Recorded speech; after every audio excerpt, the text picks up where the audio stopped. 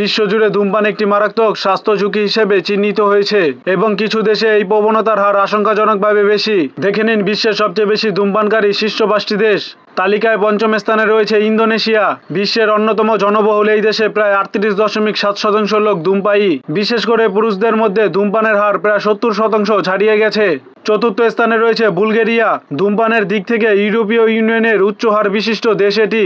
এই দেশে প্রায় 38.8% লোক ধূমপান করে। তালিকায় তৃতীয় স্থানে রয়েছে সার্বিয়া। ইউরোপের এই বলকান দেশে প্রায় 39% জনগণ নিয়মিত ধূমপান করে, যা একে ইউরোপের শীর্ষ ধূমপায়ী দেশের কাতারে রেখেছে। দ্বিতীয় স্থানে আছে মায়ানমার। দক্ষিণ পূর্ব এশিয়ার এই দেশে ধূমপানকারীর হার প্রায় 42.3%। এই দেশের পুরুষদের মধ্যে ধূমপান অত্যন্ত প্রচলিত, যা নারীদের তুলনায় কয়েক গুণ বেশি। তালিকায় শীর্ষে রয়েছে নাউরু। প্রশান্ত মহাসাগরের ছোট্ট দ্বীপরাষ্ট্র নাউরুতে ধূমপানকারীর প্রবণতার হার প্রায় 46.7%, যা বর্তমানে বিশ্বের সর্বোচ্চ।